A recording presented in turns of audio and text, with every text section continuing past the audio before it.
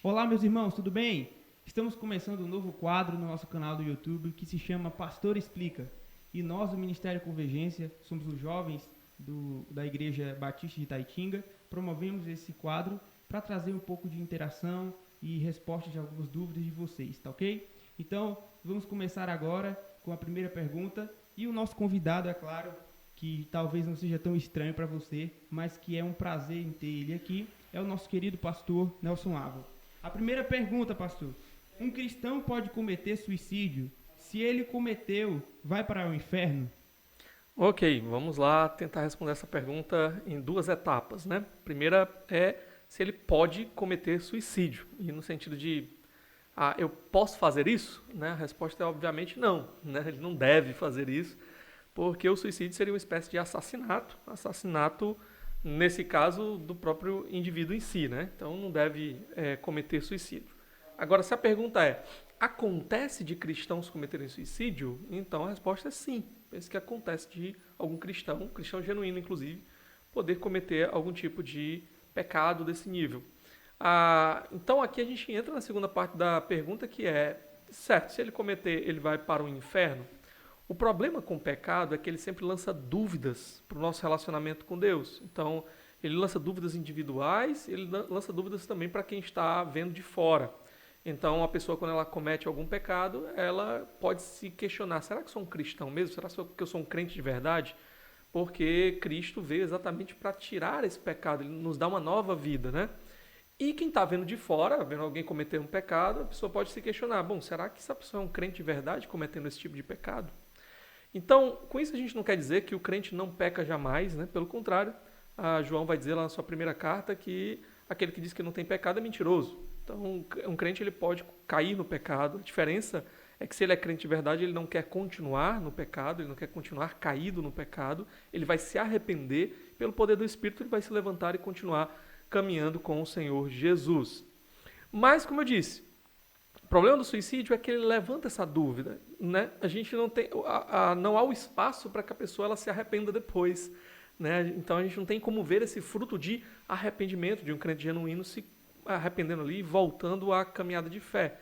Então, o suicídio, por um lado, ele pode ser ali um testemunho de que era uma fé falsa que existia ali. A pessoa, no fim das contas, assim, a gota d'água foi o suicídio em si. Mas, por outro lado, como eu já falei, pode ser um cristão genuíno que cometeu aquilo, só que, dada a evidência do pecado ali e a gente não poder verificar o arrependimento, a gente vai ficar talvez questionando, será que era crente de verdade ou não? Né? Essa dúvida, ela fica. Mas a minha palavra que eu queria dar aqui era uma palavra também de esperança. O único pecado que a Bíblia ela fala como imperdoável é a blasfêmia contra o Espírito Santo. E em nenhum lugar a Bíblia diz que o suicídio é essa blasfêmia contra o Espírito Santo. Então eu penso que um crente genuíno, alguém que viveu uma vida inteira de fé, de testemunho de fé, amando as coisas do Senhor, e a gente viu aquele zelo, aquele desejo pelas coisas do Senhor, em algum momento da sua vida ele pode passar por um vale escuro, por um momento assim de profunda angústia, onde no momento de desespero ele pode chegar a cometer uma decisão assim, da qual ele se arrependeria depois se ele tivesse tempo. Então, se essa pessoa é um crente de verdade, um crente genuíno, naquela cruz Jesus teria pago por todos os pecados dela, inclusive por esse pecado. Todos nós temos momentos na nossa vida que a gente faz algo e depois a gente para e pensa assim: por que eu fiz isso? Como é que eu fui capaz de fazer isso? Eu penso que essa seria exatamente a reação daquela pessoa se ela sobrevivesse, né? Ela não tivesse chegado realmente à morte. Então, eu penso que, por um lado, o suicídio ele não deve ser cometido de jeito nenhum, como eu já falei. Por outro lado, ele sempre vai levantar dúvidas, a gente vai ficar talvez com dúvida se a pessoa era crente de verdade ou não. E terceiro, a gente pode ter esperança, se alguém da família, alguma pessoa que a gente conhece, que deu uma vida de testemunho de amor a Jesus em algum momento, uma fase extrema, ela chegou a tirar a própria vida, às vezes tentando buscar algum tipo de alívio, a gente pode ter a esperança de que talvez aquilo foi só um momento terrível na sua vida e que nós vamos encontrar ela lá na glória e que Cristo pagou, inclusive por aquele pecado que ela cometeu.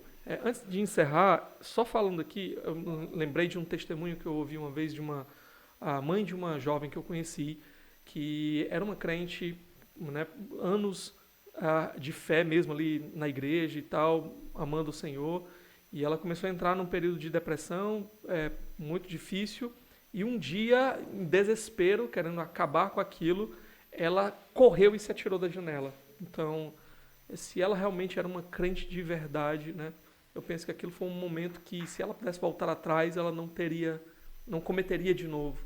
E se ela é crente de verdade, Jesus pagou por aquele pecado. Há esperança. Pode não haver certeza, porque a gente tem como averiguar a fé do outro, mas há esperança de que a salvação para ela, a gente encontre ela na glória e não no inferno, porque não é o pecado sem perdão. Tá? Amém.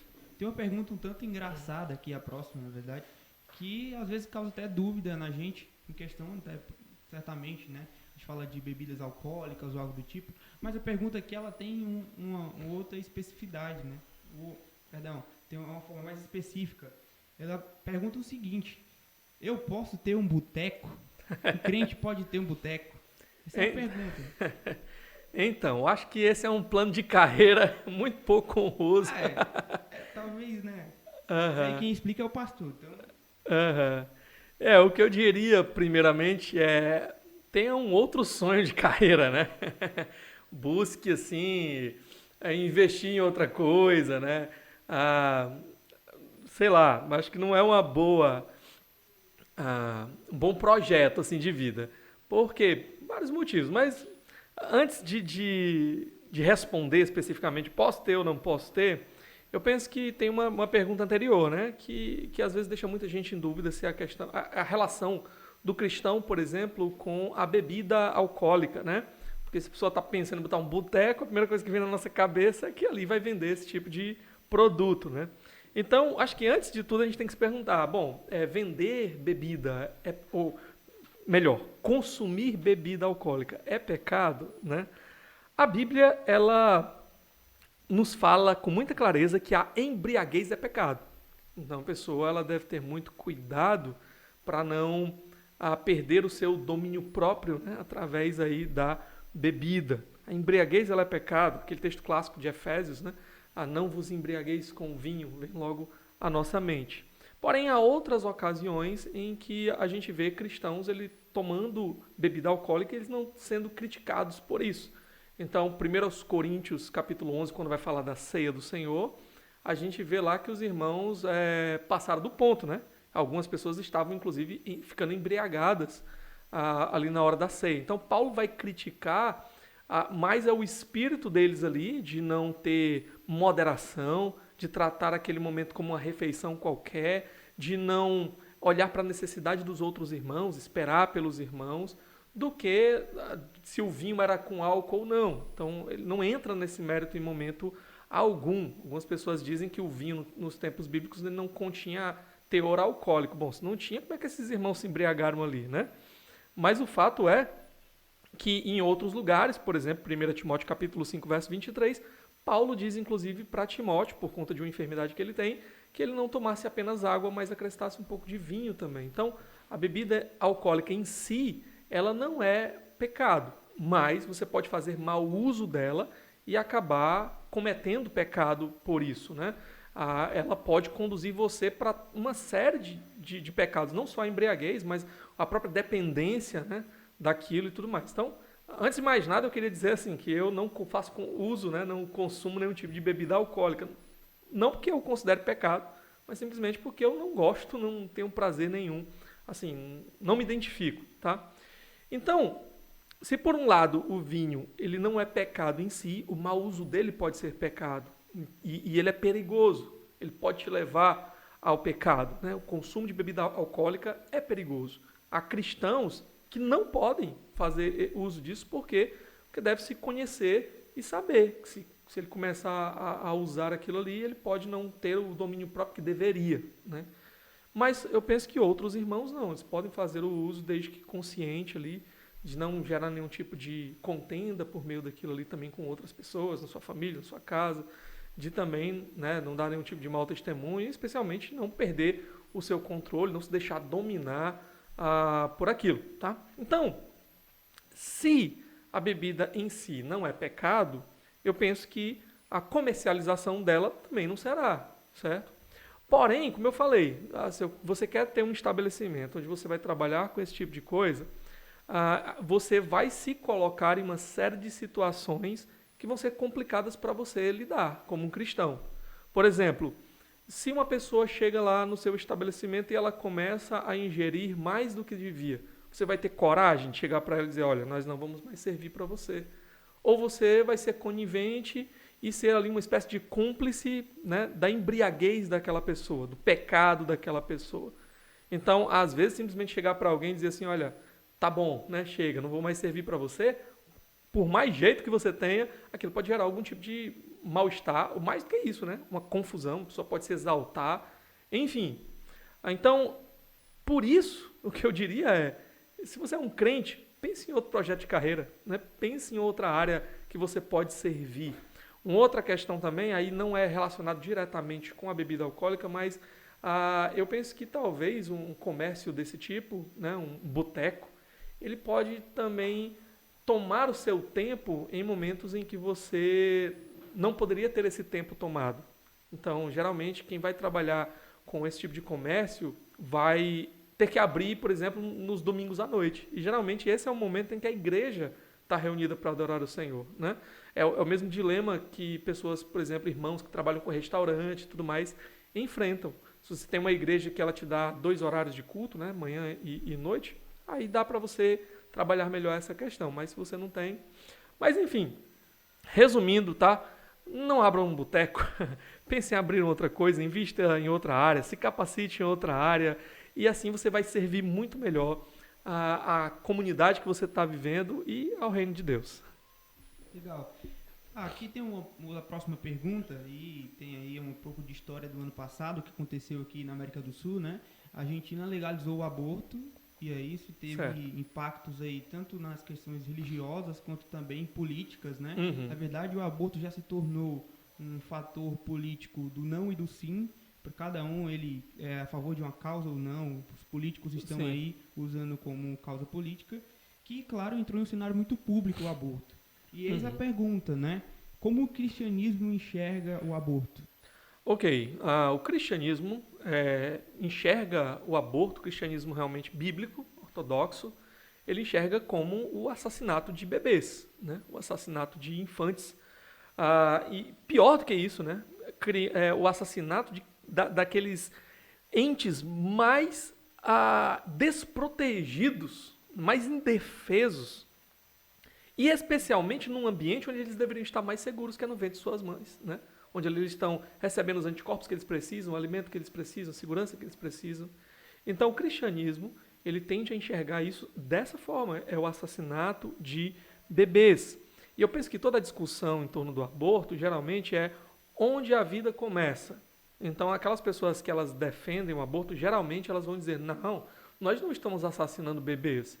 Na verdade, o que acontece é que ainda não há vida ali. Ou pelo menos ainda não é um ser humano, né? Mas nós, seguindo a literatura, né, judaico-cristã, a palavra de Deus, a Bíblia, nós entendemos que a vida ela começa na concepção. E nós temos textos bíblicos que nos falam sobre isso, como por exemplo o Salmo 139, versículos 13, de 15 a 16. Você vai ver ali ele falando, o salmista falando que o Senhor o teceu ali no ventre da sua mãe. Ele falando que o Senhor me conheceu, uma atitude muito pessoal, né? Me conheceu ainda substância informe. Então, quando não tinha forma nenhuma, era apenas uma substância ali no ventre da mãe. Ou seja, na concepção, o Senhor me conheceu. Davi também vai falar no Salmo 51, né? Em pecado me concebeu a minha mãe. Então, ele já se entendia como um indivíduo ali no ato da concepção da sua mãe e já ali responsável também pelo pecado. Aí a gente entra na doutrina do pecado original, que é uma conversa para outro dia, né? Mas, enfim, Êxodo, por exemplo, capítulo 21, versos de 22 a 23, estabelecia que se numa luta, ali, numa briga, alguém acabasse esbarrando, agredindo uma mulher que estivesse grávida e aquela viesse a dar à luz naquele momento, se a criança nascesse sem vida, a pessoa que cometeu tal ato deveria ter a sua vida removida também. Seria uma vida por outra vida, ou seja, aquele bebê ali no ventre da sua mãe era uma vida, né? Mas eu penso que, para além disso, um dos textos melhores que a gente tem seria a própria concepção de Jesus. Ele é tratado já como o ente santo, né? Um ser santo ali no ventre da sua mãe, concebido pelo Espírito Santo. E mais do que isso, quando Maria ela tem a notícia de que ela está grávida, ela vai visitar a sua irmã Isabel. Isabel está grávida de 6 meses. E aquela criança ali, no ventre de Isabel, é dito que ela reconhece aquele que estava no ventre de Maria. Mas o interessante é que Maria, assim que tem a notícia, basicamente ela vai para a casa da sua irmã e ali ela passa 3 meses. Mas quando ela chega lá, a gente não sabe exatamente quantos meses de gestação ela estava. Provavelmente entre 1 a 2 meses de gestação. Então o que você tem é que aquele embrião de 1 a 2 meses de gestação ali no ventre de Maria já é reconhecido como um ser humano, né? O nosso Salvador, Jesus Cristo. Então, algumas pessoas vão dizer, não, se não tiver plenamente desenvolvido, então ainda não é um ser humano. Se não tiver consciência, então lá o embrião ele não tem consciência, então ainda não é um ser humano. Mas a verdade é que nós encontramos, por exemplo, seres humanos que já nasceram, que muitas vezes vão se encontrar em situações assim, por exemplo, deficientes físicos, eles não estão plenamente desenvolvidos, nasceram com algum tipo de deficiência, né, congênita e tudo mais, e nós não os consideramos menos humanos por causa disso. Pessoas, por exemplo, que passam algum período inconscientes, em coma, por exemplo, ou uma situação semelhante, então elas não estão ali conscientes, mas elas não são tratadas como menos seres humanos por conta daquilo. E mesmo que você rejeite toda a explicação bíblica que a gente tem para a vida sendo originada na concepção, eu penso que uma pergunta ainda resta, né? A dúvida se o que nós temos ali diante de nós é uma vida ou não. Então, se a pessoa ela não defende aqui as premissas bíblicas de que nós estamos diante de uma vida no ventre, já existente desde a concepção, ela também não tem nada que ela possa usar para afirmar com certeza, e esse é o grande problema, de que ela não está diante de uma vida. E a pergunta, uma ilustração que eu ouvi, acho que foi o Ray Comfort falando certa vez, foi a seguinte, olha, se você vai demolir um prédio, e ali você não tem a certeza de que o prédio foi completamente esvaziado, há a possibilidade de ter uma vida lá dentro daquele prédio, você ainda assim explodiria o prédio? Então eu penso que a grande questão é essa. Se aqueles que são favoráveis ao aborto não têm certeza de quando a vida começa, não tem nenhuma evidência científica concreta que diga a vida começa a partir daqui. Então, eles estão diante da possibilidade de ter uma vida ali. E ainda assim eles estão dispostos a apertar, né? Isso não seria, no mínimo, um crime, um assassinato doloso, onde você... mas eu não tinha intenção de tirar uma vida, eu achava que não tinha uma vida ali. Ok, mas você tirou uma vida, né? Então, é muito interessante que, há pouco tempo atrás, eu vi também nas redes sociais uma deputada que é muito conhecida por defender, né, a visão abortista, fazer apologia ao aborto, e ela engravidou, e ela estava ali comemorando nas redes sociais, estava dizendo, estou esperando o meu bebê, e ela usava essa expressão bebê, né? E quando questionada sobre isso, peraí, mas é uma vida, né? Já é um bebê? Você não defende exatamente o contrário? O que ela falou foi o seguinte, não, porque eu escolhi ter. Então, o que define na mentalidade dela se é um bebê ou não, é a vontade dela. Isso é muito perigoso. A gente tem, na nossa história recente, inclusive, né, casos terríveis de quando o ser humano começou a decidir por sua vontade o que era um ser humano e o que não era. Então, por exemplo, houve um momento em que alguns homens decidiram que judeus não eram humanos o suficiente. Eram menos do que humanos. Mais recentemente, né, a gente tem aqui a discussão ainda hoje no nosso país sobre todo o problema da escravidão e o que veio com isso, né, que o preconceito racial. Então, pessoas que defendiam que alguém, por causa da cor da sua pele, era menos humano. Então, o que agora nós temos são pessoas defendendo que alguém, um bebê, porque ainda não saiu da barriga da sua mãe ou por qualquer outro motivo, é menos do que humano. E isso é muito problemático, é muito perigoso. Então, nós somos completamente contra o aborto. Talvez o único caso em que a gente pode realmente discutir a viabilidade do aborto seria no caso de a vida da mãe estar em risco. Então, é um caso onde você tem que escolher entre duas vidas. Então, você vai escolher a vida do bebê ou você vai escolher a vida da mãe, mas os médicos já deram ali um veredito que as duas vidas você não vai conseguir salvar. Fora esse caso, eu penso que não há nenhum outro em que a gente poderia realmente defender o aborto. Uma pergunta aqui que, na verdade, já tem sido bem discutido entre os teólogos, entre os pastores, também entre os que concordam e os que não concordam, que é a questão do pastorado feminino. Né? A primeira pergunta, na verdade, isso aqui são duas juntas, pode existir pastora? E a segunda se não pode, por que tem igreja hoje defendendo essa tese e aplicando essa tese? Porque você vê que hoje muitas igrejas têm pastoras, né? Tem o pastor fulano de tal e a pastora. Se ela é esposa, ela se torna pastora automaticamente. Então, pode existir? E se não pode, por que as igrejas estão utilizando isso hoje? Certo. Vamos lá. Primeiro, né? Existe pastora? Biblicamente, o que eu diria é não. Eu vou já dar as minhas razões. Mas, antes de dar as razões aqui, falando sobre essa prática comum que a gente vê, né? Um homem foi ordenado ao ministério pastoral e a esposa vira pastora automaticamente, né? Gente, isso não acontece. Eu já vi alguém usando o argumento, o seguinte argumento. Nós somos uma só carne com a nossa esposa. É por isso, então, se eu agora sou pastor, ela é pastora também. Mas o grande problema mas a gente não faz isso com o médico, a gente não faz isso com o dentista, né? Então, eu estou com um problema no meu dente, vou procurar o dentista, mas ele está com o horário dele cheio. Então, eu vou perguntar, a sua esposa está livre, né, para examinar aqui? Preciso fazer uma cirurgia, o médico não pode me atender. A sua esposa poderia fazer a cirurgia no seu lugar, já que ela é médica também, porque ela é casada com você, é uma só carne, né? Então, uma coisa não tem nada a ver com a outra. Mas vamos lá, vamos estabelecer aqui o porquê nós entendemos que, biblicamente, nós não temos pastoras na Bíblia. Primeiro, pela ausência de evidência, né? Então, você não tem em nenhum lugar nas Escrituras nenhuma mulher chamada de pastora. Ou melhor, né? Corrigindo aqui, você tem Raquel, lá no Antigo Testamento, que ela era pastora de animais, né? De ovelhas. Mas pastora no sentido eclesiástico, alguém que está ali liderando o rebanho de Deus, né? A igreja de Deus, nós não temos nenhum caso na Bíblia.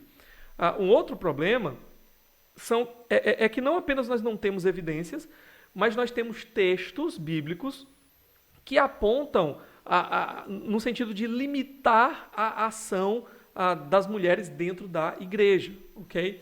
Então, as mulheres, há muita coisa que elas podem fazer na igreja, há muitas áreas em que elas podem servir e, de fato, uma das maiores forças que nós temos na igreja brasileira são as mulheres, elas servem demais na obra do Senhor, mas há uma limitação, há uma coisa que elas não podem fazer e geralmente é entendido que isso está atrelado ao pastorado. Textos como, por exemplo, 1 Timóteo, capítulo 2, 1 Coríntios capítulo 14, aqueles textos que falam que a mulher ela deve aprender em silêncio na igreja, e Timóteo vai falar que ela não deve agir com autoridade, não deve ensinar com autoridade de homem. Então, o que está sendo dito ali? A mulher ela tem que entrar muda e sair calada da igreja? Não, pelo contexto nós entendemos que não é isso. Em 1 Coríntios, o contexto, por exemplo, é o julgamento de profecias, né? E o 1 Timóteo, que eu entendo ali, é exatamente esse exercício de ensino autoritativo, que é o ensino da liderança, o ensino pastoral. Então, o que nós temos? Primeiro aos Coríntios, nós vemos lá Paulo lidando com a questão de se a mulher ela poderia profetizar no culto. Ele vai dizer, pode, desde que ela esteja ali com o símbolo de submissão à autoridade, né, do seu marido e tudo mais, que naquele momento ali era o véu, aquele contexto histórico. A mulher é dita em 1 Coríntios que ela pode orar. Então, a mulher ela não vai orar e profetizar em silêncio na igreja, né? Ela vai falar, ok? Mas quando chega essa parte da autoridade eclesiástica, de exercer autoridade no julgamento das profecias que seja, ou no ensino autoritativo, no ensino como líder da igreja, então, nesses casos, é dito que elas devem ficar em silêncio, né? Então, como alguém pode ser um pastor, né? Ou, no caso, uma pastora, se ela não pode pregar com autoridade, no sentido ali do que nós encontramos nesse texto bíblico. Além disso, as próprias qualificações estabelecidas ali para o pastor é que ele tem que ser marido de uma só mulher, né? Tem que liderar bem a sua casa. Como ele vai governar a igreja de Deus se ele não governa bem a sua própria casa? Paulo levanta essa questão. E o ponto é que essa autoridade e liderança no lar, em todas as escrituras, é dada ao marido. Ele é o cabeça do lar. Então eu vejo, às vezes, algumas irmãs fazendo essa distinção, algumas pessoas defendendo o ministério feminino e fazendo essa distinção. Não, em casa o meu marido é o líder, é o cabeça, mas na igreja não. Mas o que nós temos na igreja ali é uma espécie de reflexo do lar, né? No lar, o que nós temos é o marido ocupando essa posição, não porque ele é melhor, porque ele é mais esperto, mais inteligente ou qualquer coisa do que a mulher, né? Homens e mulheres são ambos imagem e semelhança de Deus, são ambos co-herdeiros com Cristo Jesus, todas as promessas, são filhos de Deus. Eu costumo dizer, tem mulheres na glória que vão receber mais galardões do que alguns homens, e tem alguns homens que vão receber mais galardões do que algumas mulheres, né? E isso não tem a ver com sexo. O sexo não diz se um é melhor ou não do que o outro. Isso tem a ver com função. Deus deu uma função para o homem, ele deu uma função para a mulher. E biblicamente isso é tão claro que muitos, até defensores do ministério feminino, vão apontar para isso. Ó, no lar eu sei, o marido é o líder da esposa, mas na igreja não. Só que o que acontece? O argumento de Paulo lá em Efésios, por exemplo, capítulo 5, é de que isso existe por uma razão.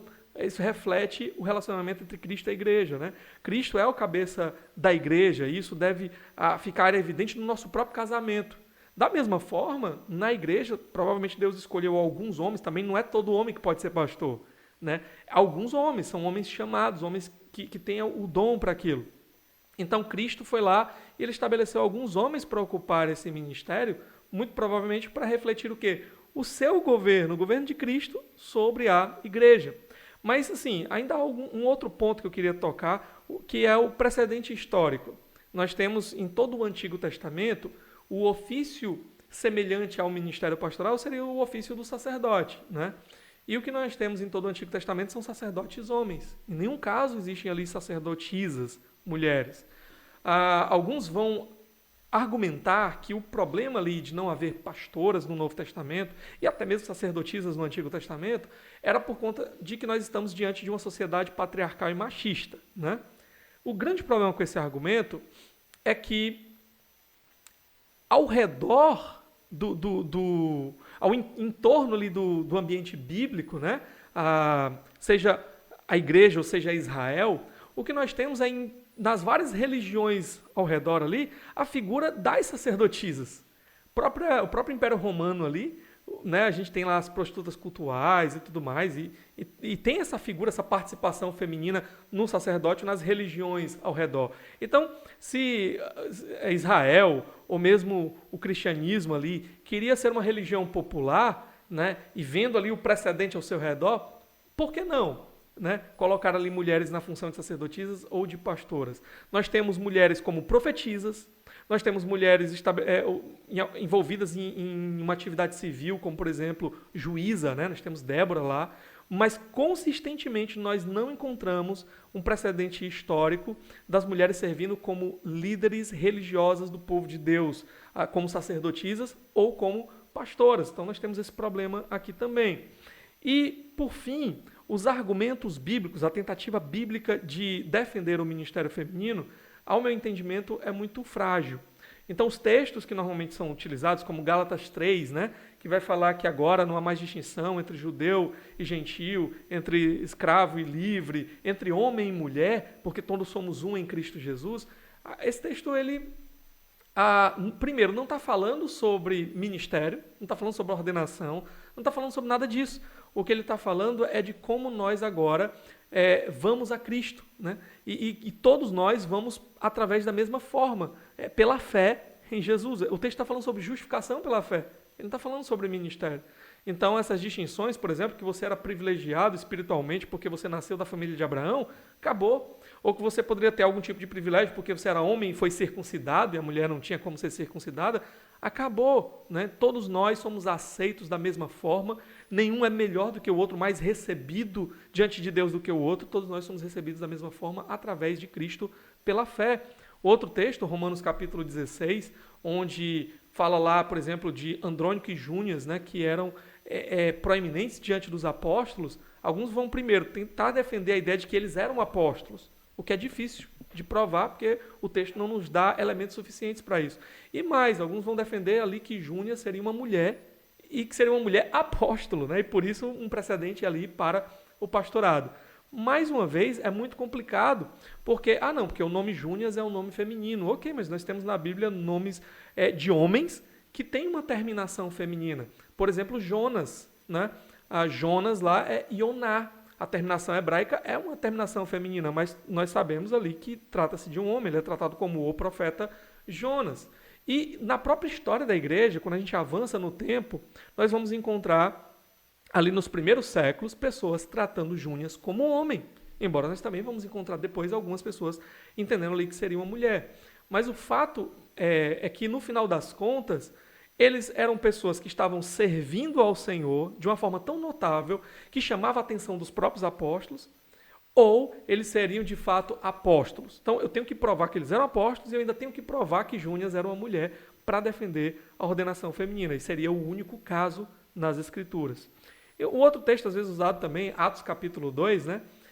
Quando fala lá que agora nos últimos dias, inaugurados pela descida do Espírito Santo, o que nós temos é a cumprimento da profecia de Joel, onde os vossos filhos e as vossas filhas profetizarão. Então, olha aí, tá vendo? Os filhos e as filhas profetizando. Então, as mulheres podem assumir o ministério.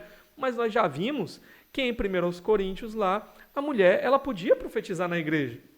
Né? Profeta não é pastor, ok? Mas mesmo assim, ela não podia falar com autoridade na igreja, porque a liderança da igreja seria de alguns homens, ok?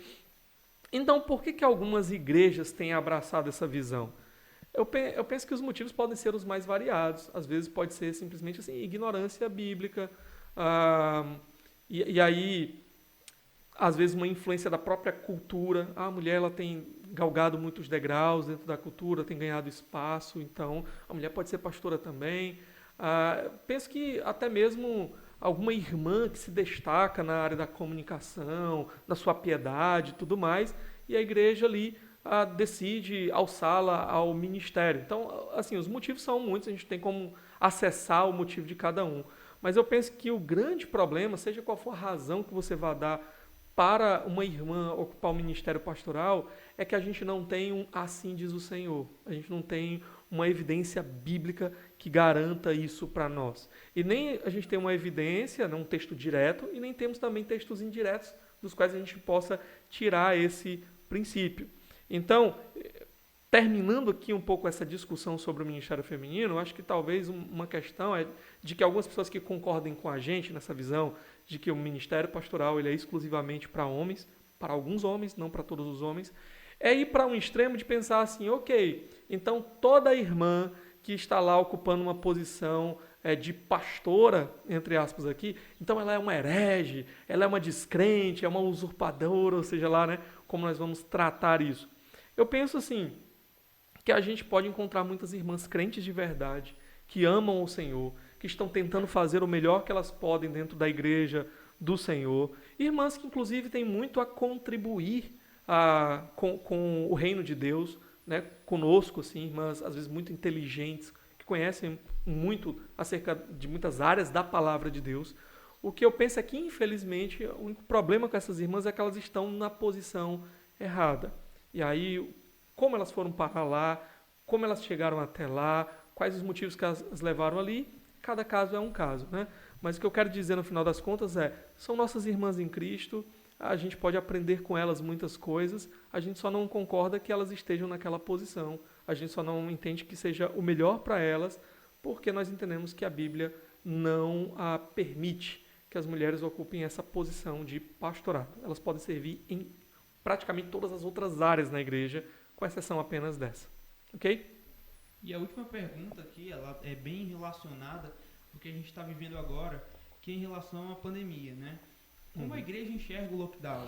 A gente viu aí que em algumas cidades foram aprovadas a igreja como essencial, entretanto com o lockdown a igreja voltou para o fechamento, né? E também como enfrentar o isolamento social? Como é que a igreja vê o lockdown e como enfrentar o isolamento social?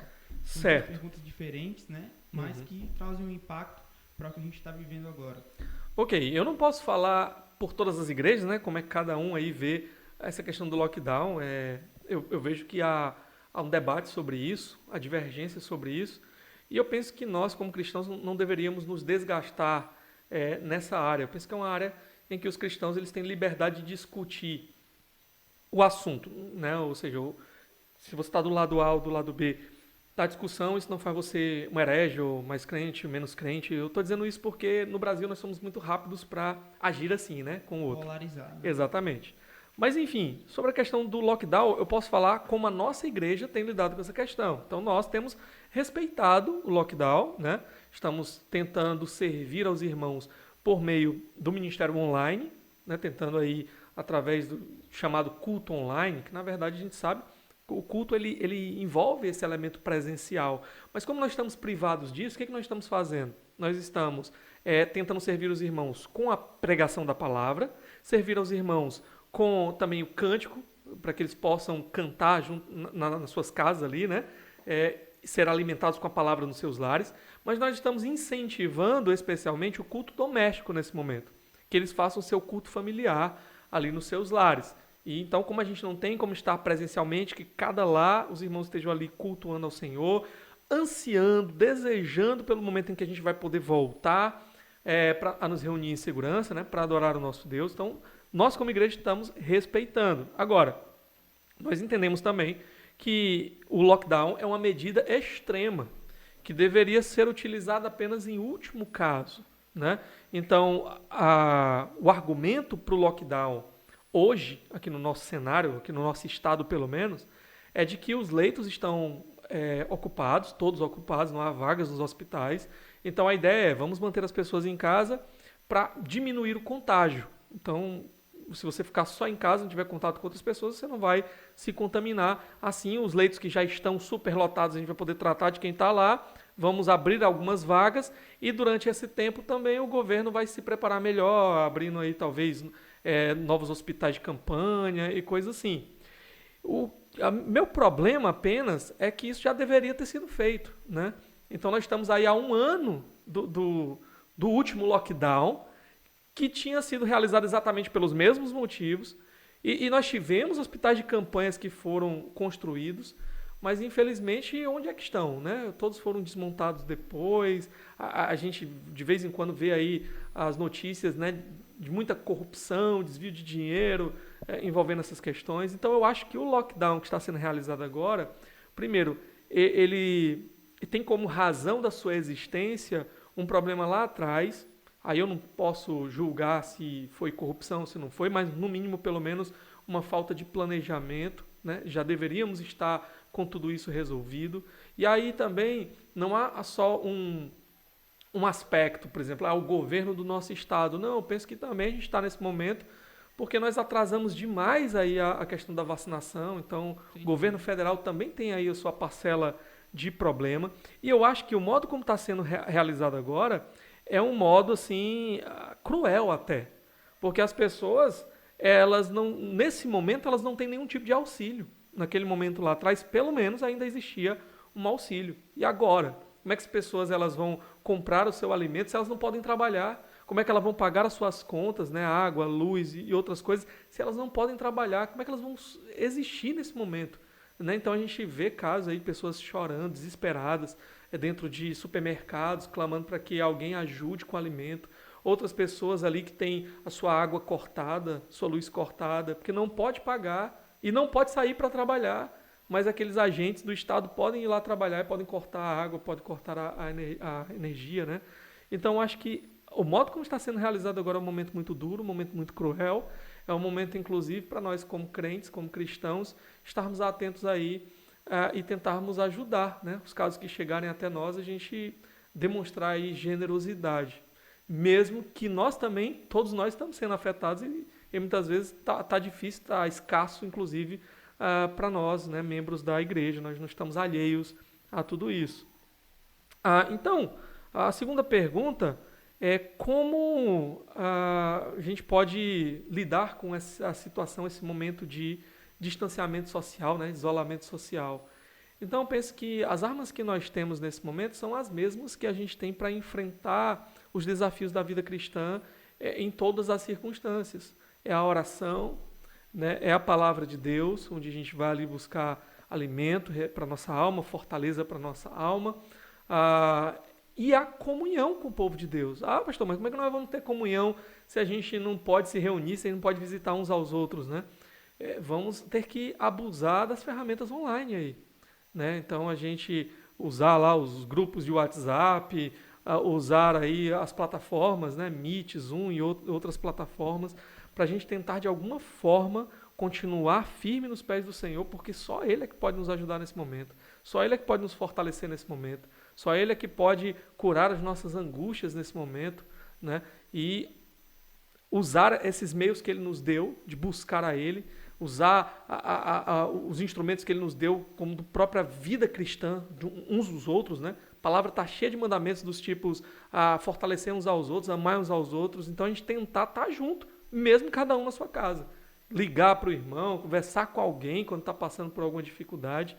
E assim, graças a Deus, um dos fatores que não nos foi negado nesse momento é o fator do aconselhamento pastoral. Então, se alguém está passando por algum tipo de crise, por algum tipo de angústia mesmo nesse momento, por lei nós ainda temos essa possibilidade de fazer uma visita pastoral e tentar ajudar. Então, é isso. Busque ajuda com o pastor, busque ajuda com os irmãos da sua igreja, e busque ter o seu momento devocional, intensificar isso, seu momento devocional, seu momento de culto familiar. Busque estar presente nas programações online da igreja para continuar se alimentando ali da palavra, cultuando ao Senhor, porque realmente é só o Senhor para nos manter firmes na caminhada, seja agora no lockdown, seja em qualquer outro momento da nossa vida. Então é isso. Amém. Pois obrigado, pastor, pela presença e por ter aceitado o convite desse novo quadro aí. A gente sabe que está complicado de fazer algumas atividades, de manter a galera participando no ministério, mas é importante que a gente esteja fazendo essas atividades online, né, para que a gente se mantenha em comunhão, como o senhor falou. Então, se você ainda não se inscreveu no nosso canal, não acompanha as nossas programações do Ministério Convergência e da Igreja Batista de Itaitinga, vai estar o link aí na descrição, você pode entrar, seguir o nosso Instagram, tanto do Ministério quanto da Igreja. Então, acompanhe as programações da Igreja também. Amanhã vamos ter o nosso culto online, tanto de crianças quanto o culto normal, o de crianças a partir das 10h30 ou às 10 horas? 10 horas. 10 horas, a partir das 10 horas. E o culto normal, que a gente vai estar fazendo também pelo YouTube, a partir das 6h30. Exatamente. A partir das 6h30, tá? Então, não deixe de cultuar a Deus. Também se reúna com a sua família na sua casa, aproveite esse momento, talvez Deus possa estar aí usando o sofrimento para mudar alguma coisa na sua vida. Pois obrigado por ter assistido aqui o nosso encontro, o Pastor Explica. Deus abençoe. Valeu, galera. Valeu, Mateus. Deus abençoe. Valeu.